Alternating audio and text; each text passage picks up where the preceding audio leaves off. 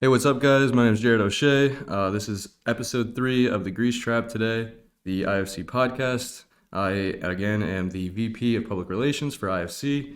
We have my co host here again, John Scavo, the president of IFC. And we have two special guests today, Andrew Gard, the president of Lambda Chi, and Hayden Ritchhart, the president of Sigma Chi. How's it going, guys? Introduce yourselves for us. It's going great. Excited to be on today. I don't know about you, Hayden. Yeah, no, having a good day. Just got out of a flight and ready to answer some questions and have a good time. Perfect. So we're very privileged today to be in the presence of two chapter presidents. So I'm sure you can guess where the theme of this one's going to be going. So Hayden, I'd like you to answer this one first, just because your case is a little special. Did you think that you would be president when you joined?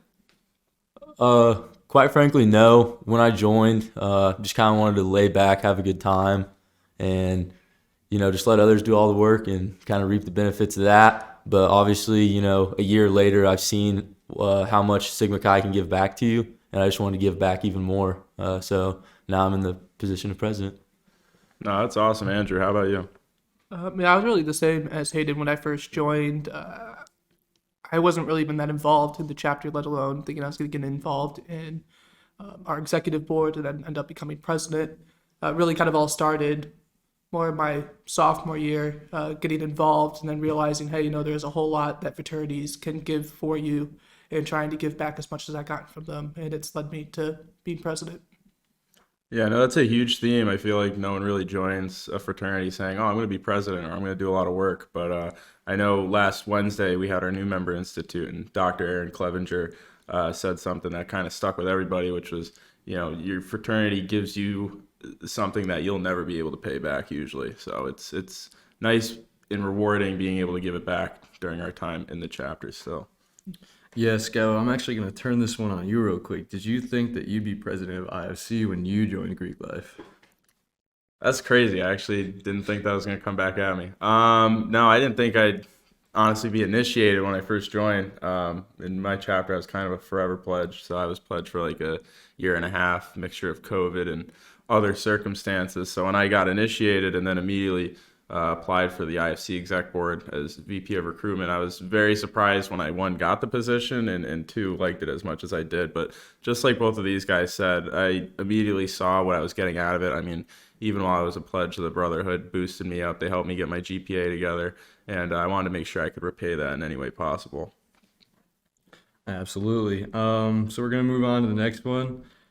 For you guys, I just want to hear some stories or like some challenges you've had as president so far. I guess I can go first. My biggest thing has been, being the president, your job is coordinating between nationals, fraternity and sorority life, and the chapter, and kind of making everybody happy at the same time is almost an impossible task.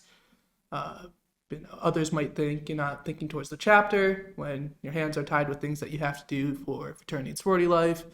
Nationals and chapters aren't always on point with what they believe, which is where I kind of do give a lot of credit to Lambda Chi, though, because we've really tried to go away from if nationals is contacting you, it's not because you're in trouble, but it's because they're here to help you. Even if you are in a situation where it might not be the greatest situation. It's, okay, let's solve through the problem first.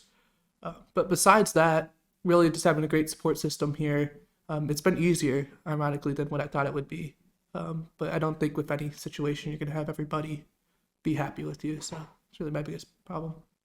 Yeah, yeah, going off that, I would say peer leadership and then being thrown into position a couple months into the semester. Just like the transaction was a little crazy because the school year's already started. You have events going on. We have candidates running for Halloween fashion show. We're starting to table. We have rush going on. So that was kind of hard to get caught up, but I had a good support system around me. And the second thing would be peer leadership, because that's the hardest form of leadership. You can tell everyone in your chapter what to do, but if you're not actively doing it, then there's really no point. They're not going to listen to you, and then it becomes a dictatorship. So leading by example and, doing the things you may not want to do might encourage others in your chapter to step up and do the same thing. Yeah, no, definitely, and it's definitely hard getting that balance of being everyone's brother. I mean, you are the president and the face of your chapter, but you also got to be the bad guy sometimes. But by leading by example and living by your chapter's values, usually your brothers come around and understand that. But Hayden, I kind of want to go back a little bit more. Talk to me what it was like getting thrown into the position. Like, how did you balance everything academically, other extracurriculars you're in? Like, how did that work when you got put in the position? Yeah, so a big thing when I first got put into this position, I reached out to our chapter advisor, Damiano, the school, everyone I needed to, immediately set up meetings with them to introduce myself and show face. So that kind of helped with the transition. And then with like extracurriculars and flights, just like time management, I feel like I have pretty good time management skills, which I've learned throughout life and with the fraternity. So being able to balance all that and still do my job as president was key to that. No, that's awesome. All right, this one's a little more fun. Andrew, you could start this. What is your best memory you have with your brothers? And then also, what is your best memory you have with someone outside of your chapter? Um, all right, I gotta be careful, like, what memories. Best memory with my brothers would be our semi-formal last year in Cape Canaveral, where it was very just not a whole lot planned, just go down there and have a fun time and have a fun time. We did have maybe too fun. Outside of the chapter, because I'll bring the question back to you real fast, is that within Embry-Riddle or just like throughout college? Someone else in the IFC community in a different Okay, that's what I was chapter. kind of okay. Uh, I'll say the Euphoria party. Honestly, that was a lot of fun. Um, Going there. That's honestly where I started talking to a lot of Fijis. Now I feel like I'm fairly close to a fair amount of Fijis on campus. So that was really kind of the stepping stone into.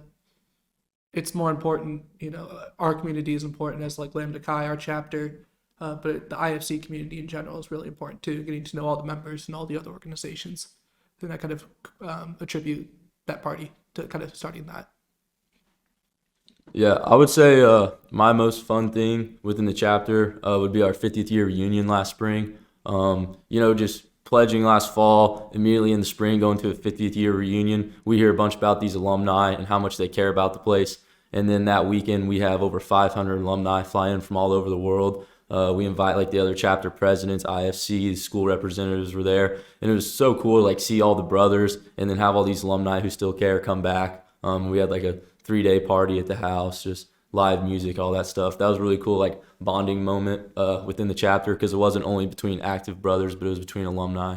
I'd say for out of chapter, I have to go with intramural games. We haven't done much. I've only been here for a year, but like when it comes to like other fraternities, definitely like seeing the camaraderie there and just like competing with them. Like I know we have pretty good games and like there's a lot of it's tense in the moment, but afterwards, we all see each other out at the bars, or like out at the next party at school, and we're all friends. So I think that's pretty cool that no one really catches too much beef for that. Yeah, the intramurals are always a great spot for kind of that positive competition, the beneficial competition, that camaraderie, like you said. I think we might need to get some of the intramural superstars on the podcast next time. But no, really great memories. And it's funny that you mentioned your 50th as well, because I believe Lowen, when he was on, he said that was his best memory too. So it goes to show how powerful it is when you step back and recognize the history that your chapter on this campus has and get to meet the guys who started it and who set up the structure for you. And it's definitely a humbling experience. The next question we have for you guys is how has your presidential term so far impacted your life? And then how do you feel that's going to transition to what you're doing next? And what do you have planned next for your life? Yeah, I would say a big thing it's impacted me is like think before you act. I was kind of like an impulsive person. Like I didn't used to really think before I act, just kind of go off that gut reaction, or just kind of like throw myself into something, let it be led by my emotions. So now as being president, like, yeah, like every brother is important, but you are the face of the chapter. And when things go bad or like people have questions, they tend to reach out to you. So one thing I've really tried to like do better is think before I act, get a formed answer before, going to the school or other fraternities, other sororities. and just try and represent us the best that we can. Like I think that is a good thing to have in life. You know, you're gonna be thrown with a lot of stuff. Life has its ups and downs, so you just can't react harshly and think out your answer. Being president, I feel honestly, I'm going to kind of go along almost with the same thing Hayden has said, where uh, it's very, I don't say calculated, but you got to think 5 steps ahead for what's going to happen, especially with planning events, with helping other officers in your organization, realizing that it's multiple months in advance to plan a big thing, such as the 50th for them, which I know was probably years of planning for Sigma Chi, or even just your annual philanthropy event. But kind of calculating on what can go wrong and then how can you mitigate those circumstances. Because at least when I first started, I tried to, okay, let's try to make this as perfect as possible. Nothing's going to be perfect. Nothing will ever be perfect. So having backup plans up and ready, knowing that things are probably not going to go right or as you want them to go, but still being able to stay along that same path. But I think that's really helped for, I guess, future endeavors, just even life and work aspirations, right? Where knowing, maybe you might plan for something that might not always be what you want it to be, but having good backup plans and side ways to get through things, I guess. Yeah, definitely. And I agree 100% with just being president. You really start to strategize everything you do and everything you say. I know for me, the biggest thing I had to work on was when talking to people, just listening to actually listen and not give a response. And that kind of helped with, keeping myself from saying off the cuff things that probably should have thought about a little longer before I said them. But it really is like you're sitting down at a chess game that's been played for the last 30 years and you just need to sit for a couple months, make the moves, don't put yourself in a checkmate, and then get up and walk out for the next guy to come in. It is a strategy for sure. Do you guys feel like that these skills that you've gotten from this role, or maybe even other leadership roles you've had in your chapter, you feel like they'll carry well into your everyday life, like, 5, 10, 20 years from now? Yeah, no, I think so. Really, the go with impulse control, right? Where just, okay, let's take the 24-hour rule here. Something really frustrates you, sit on it for 24 hours, and then think about what you're going to do. I think that's super valuable, especially with where just when we start getting to more stressful situations, right? Because every year of your life, you're only just going to get more and more stress backed onto you. This job has really done a great job of understanding my limits of what I can do by myself and when I need to get other people involved and how much stress I can handle at once. So I think that's invaluable to have for future. Yeah. Oh, one thing I'd like to say is like the saying, like, do your job. Like with being president, like you get emails and all that stuff, and like I don't want to really respond to them right now. Like I'm busy doing something else. But then it adds up. You have the school alumni calling you. It's like one thing it's made me do is like as soon as a problem or like a situation, an email arises that I need to take care of, it's helped me like get it done right then and there and not push it off. So it's helped me a lot with procrastination because waiting to do things just never works out. So I used to do that quite a bit, but now being president's helped me just get the job done, do it right the first time, and then move on to the next thing. Yeah, to add on to that, kind of pretty much exactly what you said. I remember, so Liam, who is on our IFC board now, you're a former president for Sigma Chi. He basically told that to me once when I interviewed for IFC, and that really stuck with me. If you can do something in 60 seconds, you should do it right now. And that's stuck with me, and I've gotten a lot more things done because of it.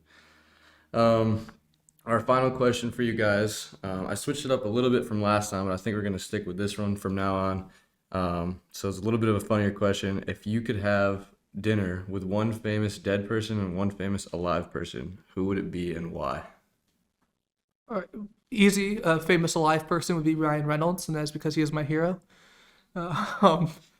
And the famous dead person, just recently, I go with Queen Elizabeth II. Just because being the second longest reigning monarch, I feel like there's a lot of interesting stories, and I feel like she has, we get to do this president's thing, leadership thing for 1 year, and she got to do it for most of her life. So seeing how she evolved through that would be pretty cool. And then more elaborating on Ryan Reynolds, just his performance in Deadpool 2, just That's I don't think I really need to say much more. Yeah, that was a good answer. Now you made me rethink mine. I'd say with the live, it'd probably be Donald Trump. Regardless what you think of him, he is a successful businessman. He was president of the United States. I think it'd be really cool. Sit down, have dinner with him, take some advice, maybe crack a joke or two. As far as someone that is dead, I'll